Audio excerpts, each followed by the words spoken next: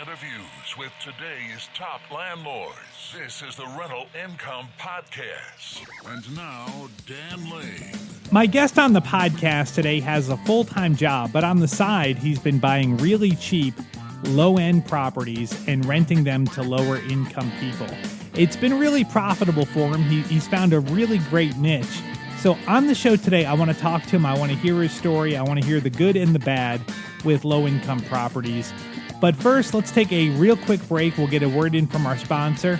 We'll come back in 30 seconds, and we'll meet J.C. Freeman from Birmingham, Alabama. Are you having a hard time finding great investment properties? Unfortunately, the best deals are rarely found locally.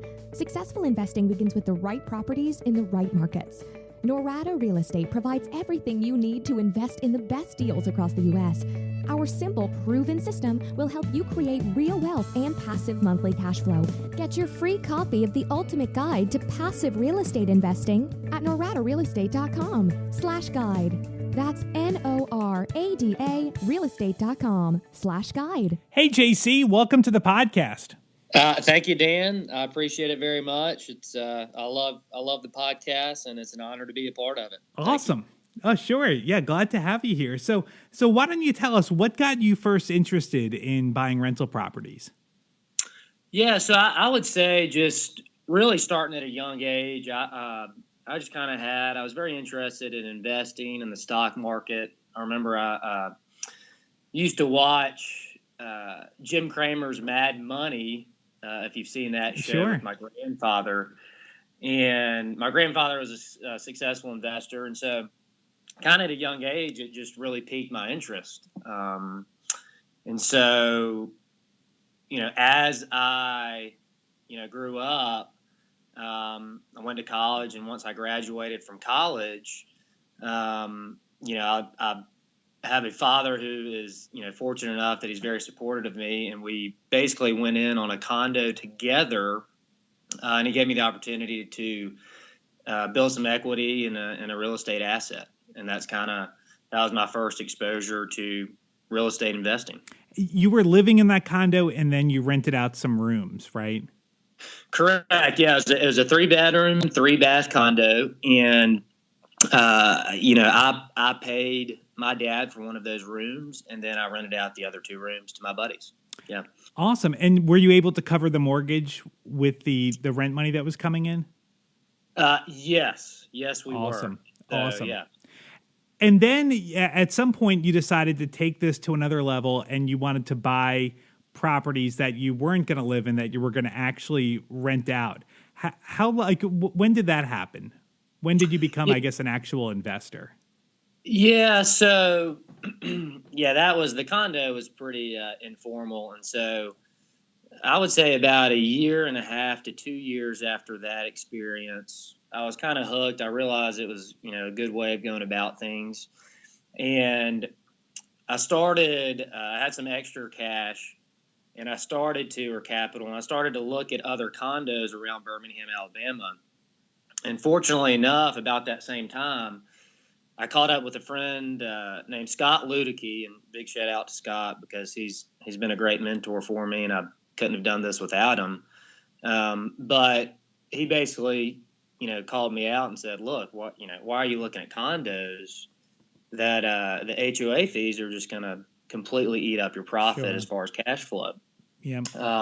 And so I said, well, that's a great idea. What do you have in mind? And Scott had gotten into the low income, single family homes, rentals, and he had been doing that for a few years, and he had done a pretty good job with it. He's successful with it, and met up with him one afternoon. We hopped in the car and started riding around and talked more about it, and it just made sense to me. So that was kind of that. Why low income? Like, what was there more profit in that than there would be in other types of properties? Yeah. I mean, a big part of it was just being familiar with that because Scott was such a good friend of mine. But once I learned more and more about it, what really made it attractive to me was the cash flow. Okay. So that really became my primary focus. So you're not buying, when you're looking to buy a property, you're not really banking on that property appreciating, you really are looking at the cash flow, that you wanted to generate actual money that you're putting in your pocket every month. Yeah, Right. yeah. I really, I mean, appreciation would be nice, but again, I look at it as icing on the cake. Even if appreciation is going to take place, I mean, it's really, when I look at the numbers, I'm strictly looking at cash flow. You know, I love hearing that, because so many investors, I think maybe not people that listen to this show. I think a lot of our listeners love cash flow, but when I do talk to a lot of people that are looking to get started, they seem to want to buy property for appreciation. And Right. I kind of think of that as gambling. Like you can't control that. You don't know what the market's going to do. But when you're buying for cash flow, you're actually putting money in your pocket every month. So I think you're really on the right track with that. Right. Thank you. Now something that people will say is that with low income properties, those tenants are a lot more hands on. That they need a lot more babysitting than maybe properties that are in more upscale neighborhoods. Is that true? Are you having to do a lot of hand holding with your tenants? Yeah, I mean, I at first, definitely. But over time, I think what becomes really important is creating your system and then really training your tenants and educating them and just setting their expectations. And so Okay. I think if your system's strong and you do a good job of educating them and you're upfront with them and you give them the guidelines and all that really that can really set you up for less headaches in the future. So what kind of stuff are you telling them to do? Like what kind of systems do you have in place? Well, we like to do. I like to do just it's an initial, I guess, welcome package, and basically what the package goes over is just who's responsible for what, and when certain repairs are needed, is the tenant responsible for that? Are you responsible for that? That's something we're responsible for. Okay. So we just really try to label everything under the sun. So when that issue does arise, it's not, there's not much negotiating. Yeah. Do you find not a lot of involved? Do you find it's kind of an ongoing process? Because a lot of times you give a tenant something like that, and it's just paperwork to them. They in my experience, that they're not really studying it. Like, so do you find it's kind of an ongoing process to educate them on what's their responsibility and what's yours? Yeah, absolutely. Yeah. I mean, a big part of it's communication, but what I like to do is I'll actually sit down with them and go through it. I mean, it's not just a stack of papers. Okay, good. I expect them to read it on their own. I mean, I'll tell them, look, or kind of initial walkthrough, and just kind of the introductory package and all that. That's going to take about 2 hours. So, oh, wow. Okay. Make sure you set aside 2 hours for this, and we're going to get on the same page. That's good. So you've really set the expectation up front, explain to them what their responsibilities are, and then I guess you're finding that's making things easier for you then as the tenants in place, right? Correct. Yeah. That's it's a much better way to do it than I used to do it. Yeah. That's awesome. Now, tell me about these houses. So are these older houses, newer houses? Are they big? Are they small? Like what are they like? So most of them are older houses. What I particularly look for, or at least what I've had experience with in the past, is 3 bedrooms and then 1 bath homes. So single family homes, yeah. Is there a certain square footage or a certain size that you look for that you think is like the perfect property to have? Not necessarily. You obviously don't want something that's too small, but I wouldn't say I have an exact number in mind. Okay. And I wouldn't say that if I run into a good 2-bedroom, 1-bath property that I would automatically say no. It just, again, Right. It really depends on the numbers. All right, so let's get into this. So let's talk about maybe one of your most recent deals. Can you tell me what you paid for the property and what it's rented out for? Yes. So this is actually a property that I'm in the process of purchasing right now. And after the initial repairs and everything, I'll probably end up closing on the property with about $18,000 into it. Okay, and what are you paying for the property? Well, that will be the purchase price is $17,000. So Okay, so it needs about $1,000 to fix it up.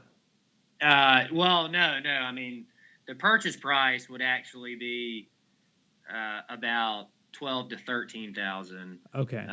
12.5, and then after the repairs, we'd end up at about $17,000, and then closing costs. Okay. Not a mistake. So Wow. overall, I would be in $18,000 on the Now, purchase. I know a lot of our listeners are probably freaking out that is an incredibly cheap price to pay for a house.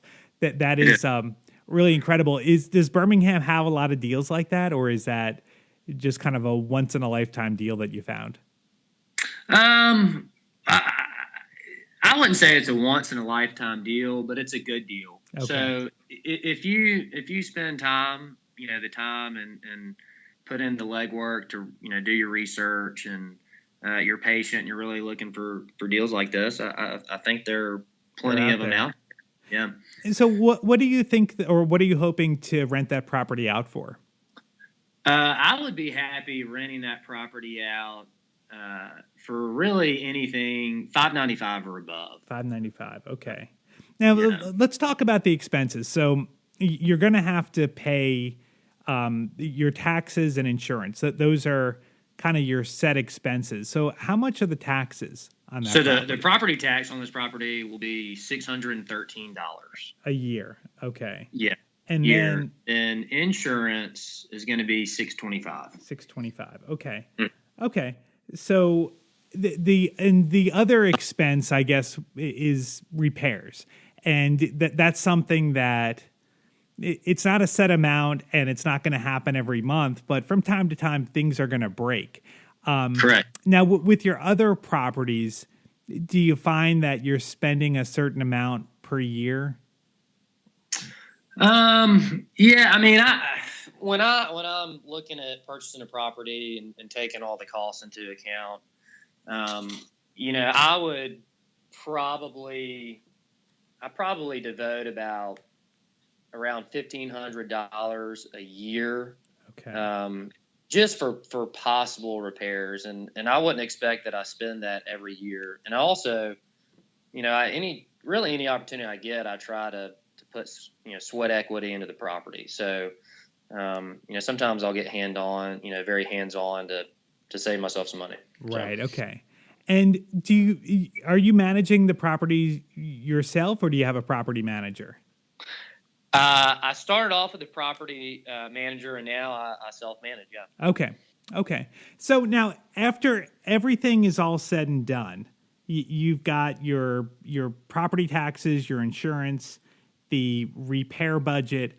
There shouldn't really be anything else, right? That's kind of vacancy loss. Vacancy loss. That's right. There you go. So, yep. And now most people would have financing, but you like to buy properties with cash, right? I do. Yeah. I have been just my personality. I'm scared to death of debt. So I know there are pros and cons to leveraging properties and whatnot, but for my personality, when I started off, I kind of looked at this as just strictly a learning experience, and I wanted that experience to be completely stress-free. Well, It's never completely stress-free, right? But as stress-free as possible. And so I really stay away from, I try to stick to cash. I've been fortunate enough to do that. And it's worked well with these types of properties because, to purchase the property, you're not talking significant amounts of money. Right. And most of the properties that you bought, are they all kind of in the same price range, around 17,000? No, I would say if you're looking at like a 3-bedroom, 1-bath, at least personally, if you can get something for around 30,000, okay, you're looking, at a pretty good deal. So like turnkey, if I ran into a turnkey opportunity where I could purchase a property with a tenant already in there, and let's say they're paying around $650 to $750 a month, 30,000 would end up being a good deal. Yeah. Right. Okay. So would you say that you're targeting to make somewhere around $300 a month for each property? Is that kind of, and I know the expenses aren't set every month, and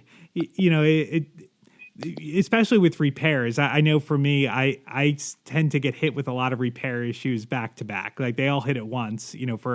For a year, Right. You won't have anything, and then everything will hit it at once. But do you find you're making about $300 a month profit?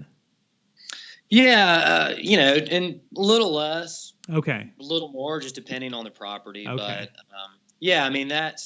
you're around that $3,000 mark annually for net operating income. So okay. Okay. And you know what I love is we were talking the other day, and you were telling me that you look at your rental income as hours that you don't need to work at your regular job, and I love that. It's a curse. I don't. I mean, I've been doing it ever since, and I hate that I do it like that, but obviously it makes sense to me. And I teach tennis as my full-time job, and I love it, and I'll do it forever, or as long as my body can handle it, right? Sure. But I look at if I rent a house for $600 a month, and my lesson rate is $64 an hour. I mean, that's an extra 10 hours of lessons for that month. I mean, and that Right. 10 hours may not sound like much, but in my mind, that's a lot. Right. So where do you plan to go from here? Do you want to keep buying more properties and growing your portfolio? Absolutely. I definitely do. I have a 25-year goal, and it's, kind of embarrassing to share this maybe, but I'd like to get to 100 houses in 25 years. Awesome. And do you want to pay cash for them all, or would you consider using leverage at some point? I would definitely consider using leverage at some point. Probably getting 100 houses in 25 years without some leverage may be a little unrealistic. Yeah. But, the way I look at it is, if it's something that I become comfortable doing, I'll do it.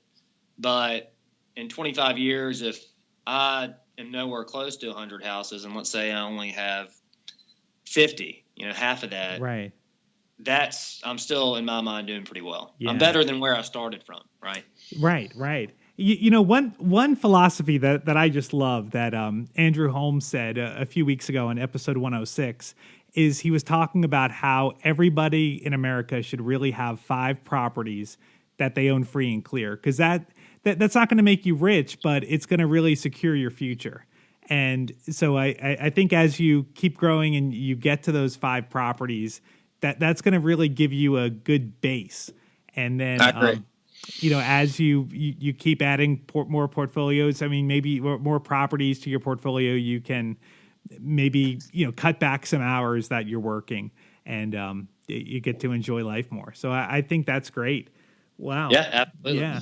Well, JC, thank you so much for coming on the show. I really appreciate you telling your story. And man, thanks for having me. It was a blast. And again, I thoroughly enjoy your podcast, and it's helped me out a lot. So. Awesome. I am glad to hear that. Well, thank you so much for listening. We'll be back with a new episode next Tuesday. If you like the show and you want to support us, the best thing you can do is leave us a rating and review. That really does help us a lot. And I thank you in advance. And we'll talk to you next Tuesday. My name is Dan Lane, and this has been the Rental Income Podcast.